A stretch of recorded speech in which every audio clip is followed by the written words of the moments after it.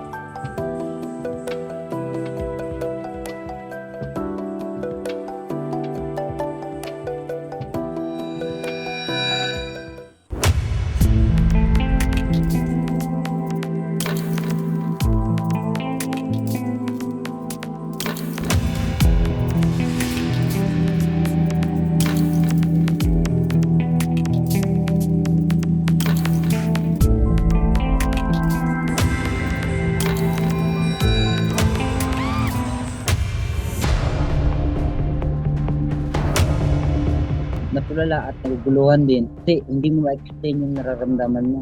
Hindi ko talaga maintindihan. Bigla na lang siyang bumagsak. Lakas-lakas tapos makikita mo lang na ganun yung nangyayari.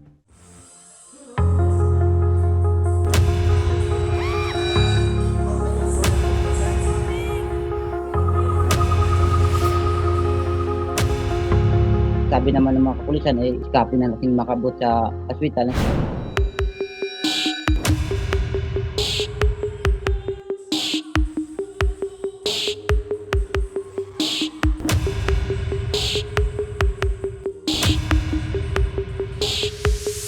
Hindi kasi namin alam na may sakit dati, kaya yun, hindi niya sinabi sa amin. Kasi ayaw niya kasi mag-alala yung mga parents namin. May friends kasi siya na isang babae, and then doon niya pala sinabi lahat ng mga problema niya. May sakit siya, may high blood pala siya.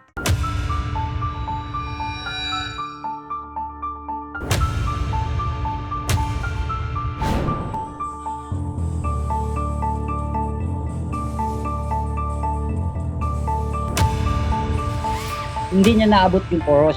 Then yun, bigla na lang siya natumba.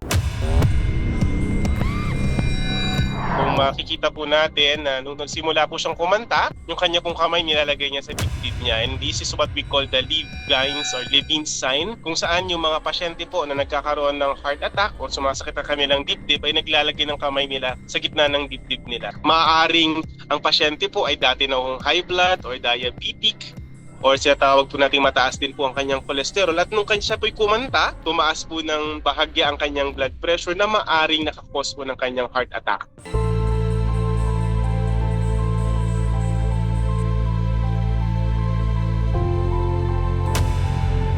Doon na talaga siya sa hospital. Lumabas na yung dugo sa kanyang mga bibig, mata, tainga. Sabi nung isang nurse doon, high blood talaga to ma'am, sabi niya sa nanay ko.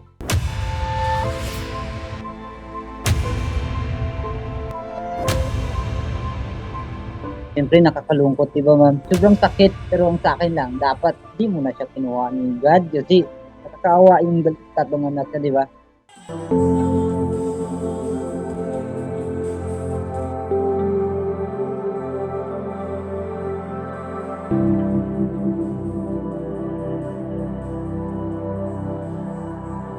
Napaka-importante po, kailangan po magpakonsulta sa inyong mga doktor upang ma-screen po kayo sa mga common cardiovascular or metabolic at mga medical conditions po.